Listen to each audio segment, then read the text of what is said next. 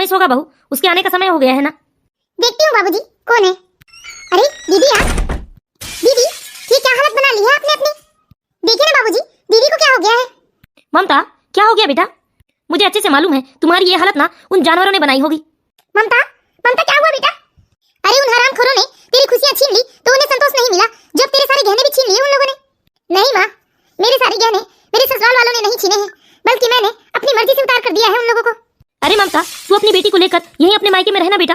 तेरे माँ बाप ने इतना तो बनाया है कि अपनी बेटी को जिंदगी भर पाल सकते हैं। अरे दामाद जी क्या गए, उन लोगों ने तो तुझे जानवर से ज्यादा और कुछ नहीं समझा है बेटा। क्या हालत हो गई है तेरी। अरे मेरी हंसती खेलती फूल सी बच्ची थी। अरे क्या बिगाड़ा है बेटा तूने किसी का, जो भगवान ने तुझसे तेरा सुहाग छीन लिया और अब तेरे जीवन से बची कुछ खुशियां तेरे ससुराल वाले, वो हरामखोर तेरा देवर और वो कमीनी बदतमीज तेरी ननद तुझसे छीन रही है। और तेरी सास ने भी कोई कसर नहीं छोड़ा है। बेटा तू यहीं आ जा बेटा, यहीं रह बेटा तू हमारे साथ। हाँ हाँ दीदी, आप मेघा को लेकर यहीं आ जाइए ना, आप हमारे साथ रहिए ना दीदी। क्यों इतना परेशानी झेल रही हैं आप अपने ससुराल में। नहीं नहीं भाभी, मैं आप लोगों के ऊपर बोझ नहीं बनना चाहती और मैं अच्छे से जानती हूँ कि हमेशा दूर के ढोल सुहाने होते हैं। मैं यहाँ आप लोगों के पास रहकर भाभी आप लोगों से अपने लिए हमदर्दी खत्म नहीं करना चाहती, इसलिए ना मुझे मेरे हाल पर छोड़ दीजिए। बस मैं आप लोगों के पास एक उम्मीद लेकर आई हूँ। अरे दीदी आप ऐसा क्यों कहते हो, भला आपसे हमारी हमदर्दी कैसे खत्म होगी। आपने इतने कम समय में कितना कुछ दुख सहा है। हाँ बेटा, अरे उन हरामखोरों ने तो तेरी बेटी को भी तेरे खिलाफ भड़का दिया है। तेरी बेटी को उन लोगों ने पट्टी पढ़ा दी है कि तेरी ही वजह से उसके पिता की मौत हुई है।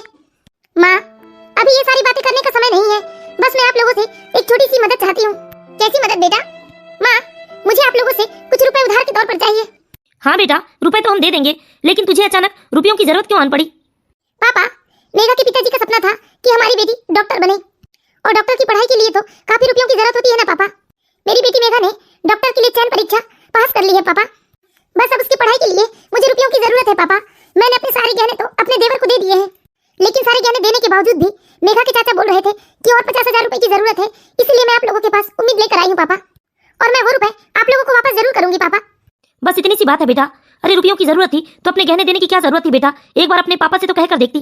तेरे पिताजी ने अपनी नौकरी के बलबूते पर इतने रुपए तो कमाए हैं कि अपनी बेटी की छोटी सी मदद तो कर ही सकते हैं। नहीं पापा, मुझे सिर्फ 50,000 रुपए चाहिए। ममता की शादी आज से 20 साल पहले हुई थी। ममता और ममता का पति अपनी एक बेटी के साथ अपने गृहस्थ जीवन में बहुत खुश थे, लेकिन शायद भगवान को ममता की खुशी मंजूर नहीं थी।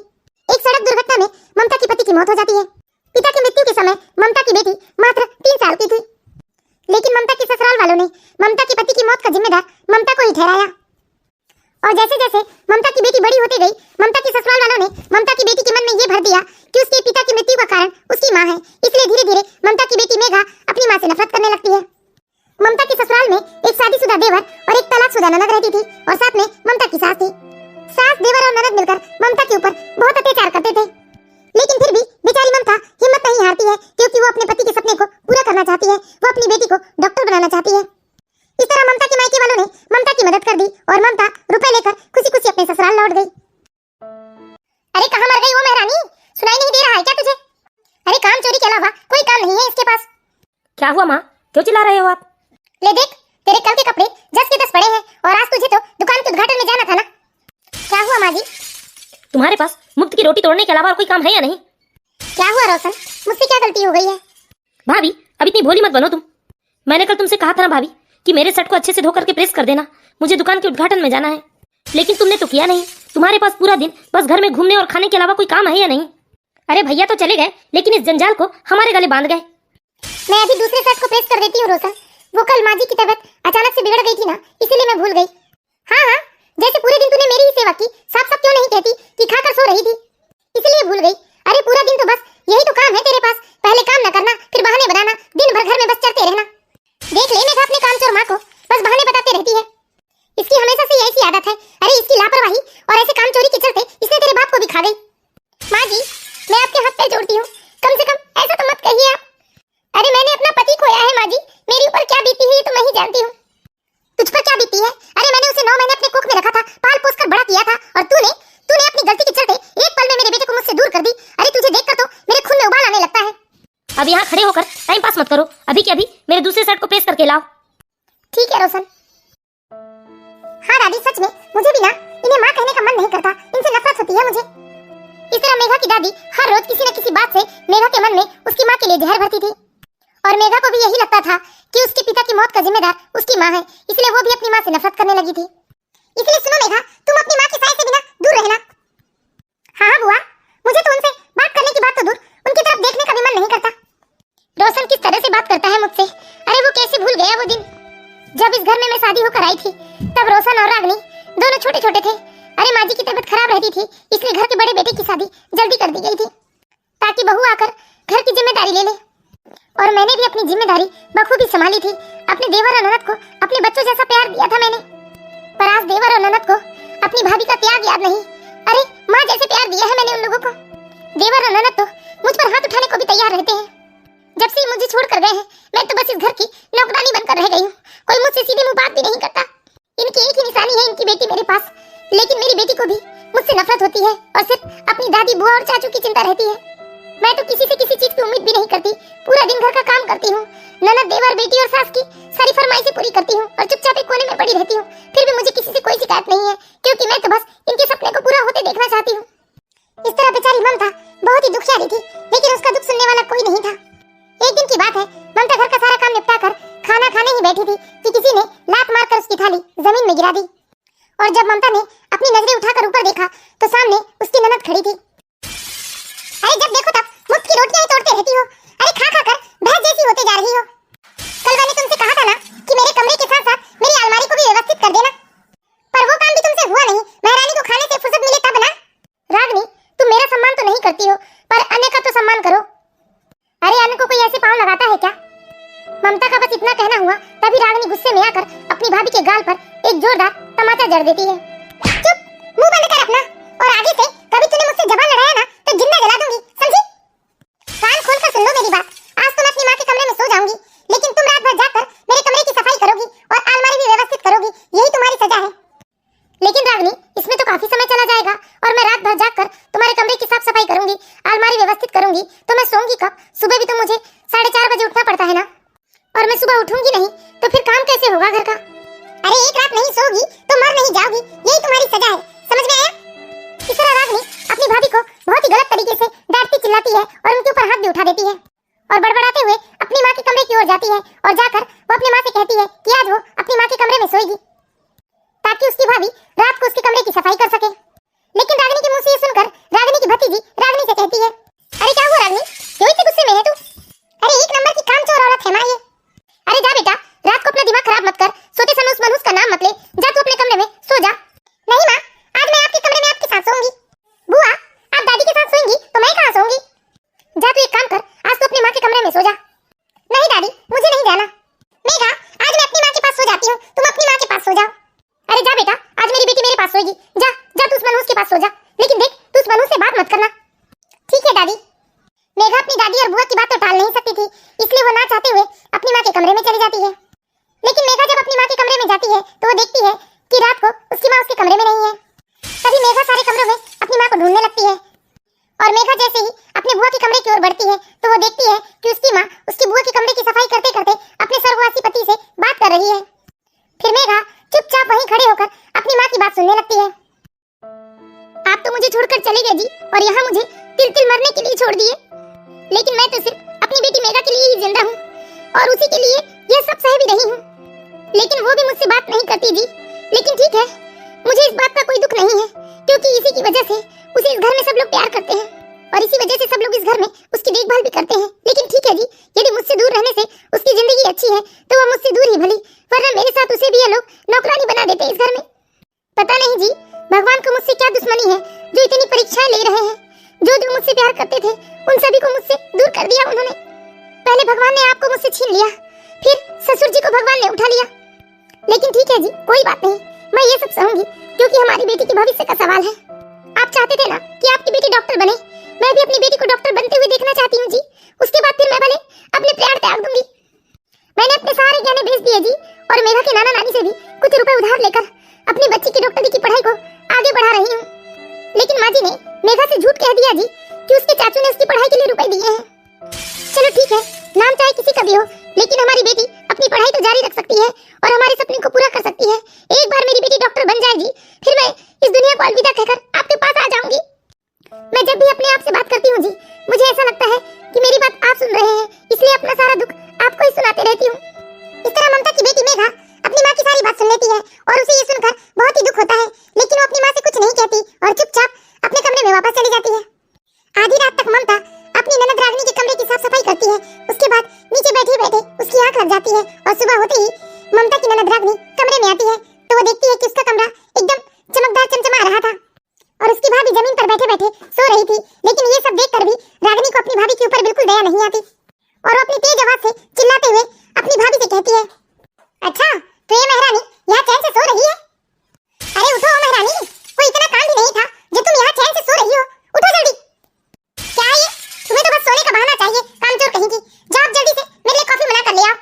सुनाई नहीं दिया क्या तुम्हें? जाओ जल्दी और कॉफी बना कर लाओ मेरे लिए। हाँ अभी लाती हूँ। जैसे ही ममता रसोई में जाकर कॉफी के लिए दूध चढ़ाती है उसी समय देवर रौनक की आवाज आती है और वो अपना नाश्ता मांगता है और वो जैसे ही अपने देवर के लिए नाश्ता बनाने को आगे बढ़ती है तभी सास जोर से चीखते हुए कहती है कि उसे उसकी पूजा की थाली तैयार करके दो। तभी ममता गैस धीमे करती है और अपनी माँ जी के लिए पूजा की थाली तैयार करने चली जाती है। थोड़ी देर बाद जब ममता रसोई में वापस आती है तो उसे अपनी आंखों पर विश्वास नहीं होता, क्योंकि रसोई में ममता की बेटी मेघा अपनी बुआ के लिए कॉफी बना रही थी। ममता अपनी बेटी को रसोई में देखकर इसलिए हैरान हो जाती है क्योंकि इससे पहले उनकी बेटी कभी रसोई में आकर एक गिलास पानी भी निकाल कर नहीं पीती, लेकिन आज वो अचानक अपनी माँ की मदद कर रही थी, इसलिए ममता बहुत हैरान थी। लेकिन ममता अपनी बेटी से कुछ नहीं कहती और ममता की बेटी मेघा अपनी बुआ के लिए कॉफी लेकर जाती है। बुआ लीजिए अपनी कॉफी। क्या हुआ मेघा, कल रात मैंने तुम्हें दादी के पास नहीं सोने दिया इसलिए नाराज हो गई हो क्या? नहीं बुआ, आपके लिए कॉफी लाने में मेरी आपको नाराजगी कैसे दिख गई? क्योंकि तुम मेरे लिए कॉफी बनाकर अपनी माँ की मदद कर रही है ना, ताकि दादी को गुस्सा दिला सके। क्यों बुआ, अपनी माँ की मदद करना कोई बुरी बात है क्या? माँ की मदद करना बुरी बात तो नहीं है, लेकिन माँ जब तेरी माँ जैसी हो ना तब बुरी बात है, क्योंकि वह तो एक नंबर की कामचोर औरत है। एक बार जो उसकी मदद कर दी ना तूने, फिर वो अपना सारा काम तेरे मत्थे मर देगी। अपनी माँ के लिए अपनी बुआ के मुंह से ऐसे शब्द सुनकर मेघा को बहुत गुस्सा आता है, लेकिन वो फिर भी अपनी बुआ से कुछ नहीं कहती और चुपचाप रसोई में जाकर अपनी माँ की मदद कराने लगती है। ममता अपनी बेटी को रसोई में देखकर हैरान के साथ साथ परेशान भी थी कि आखिर वो इस तरह अपनी माँ की मदद क्यों कर रही है।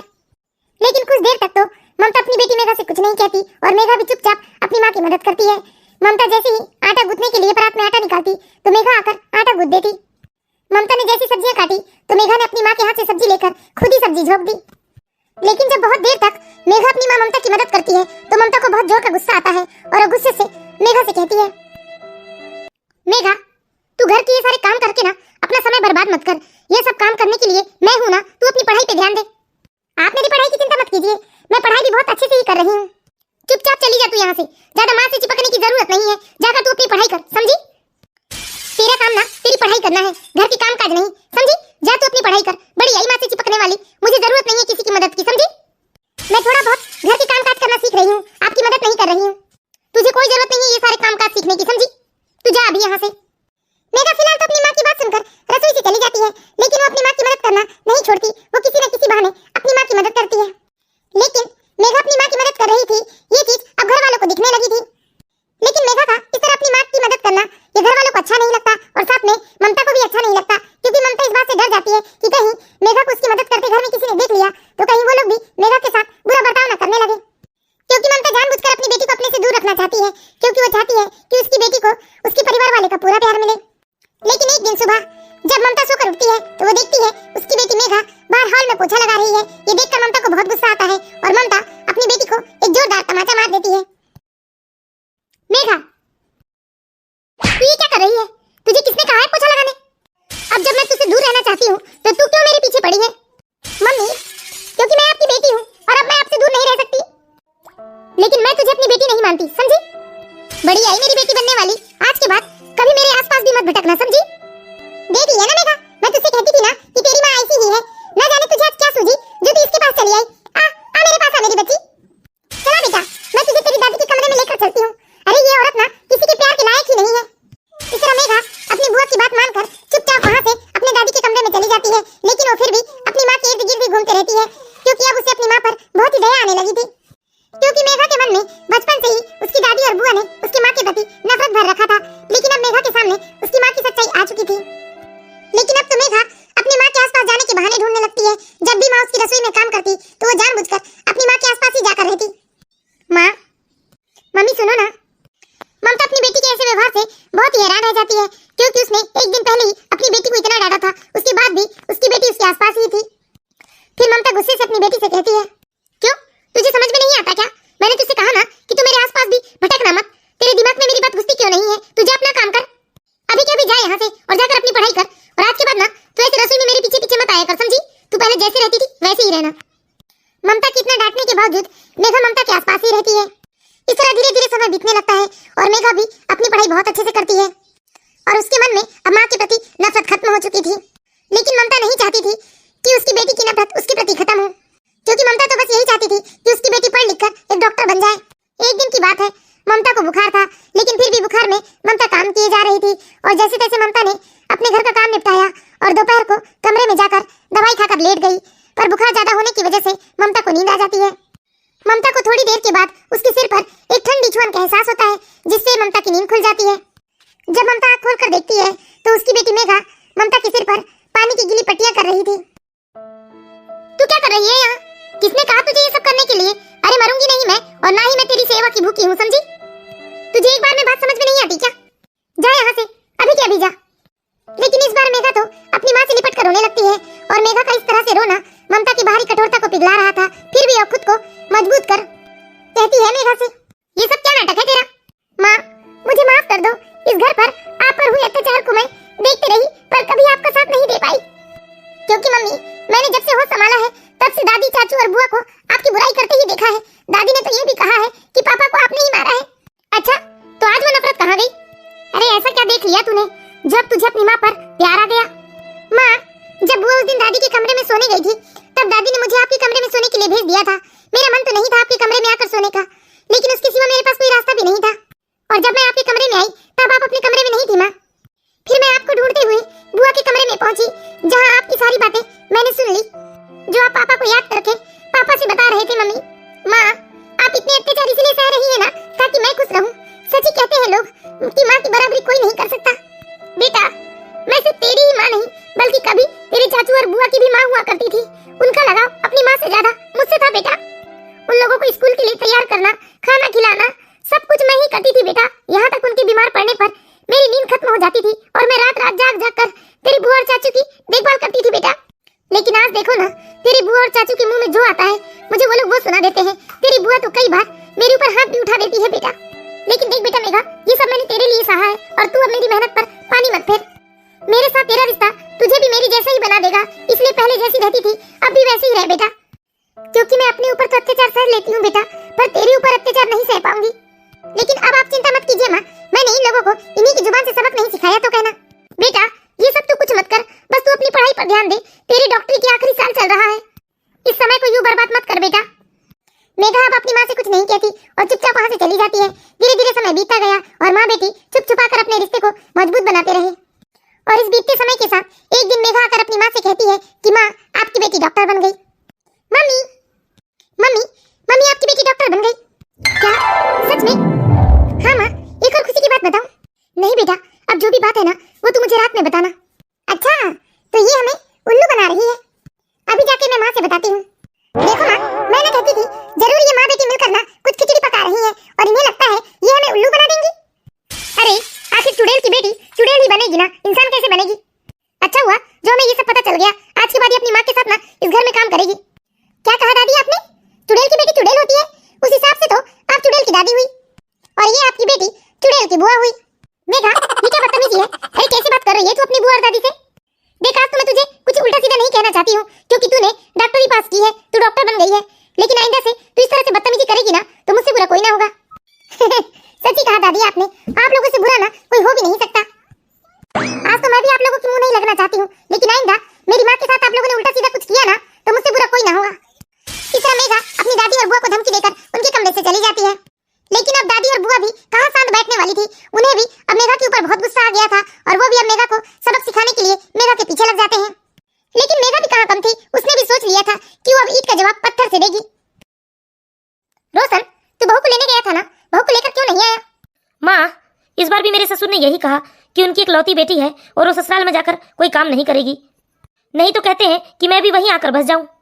अरे तो तू अपने ससुर से कहता क्यों नहीं है कि उनकी बेटी को यहाँ काम करने की जरूरत है नहीं? यहाँ तो पहले से ही काम करने वाली है, बताया नहीं तूने? तेरी भाभी के होते हुए काम वाली की क्या जरूरत है?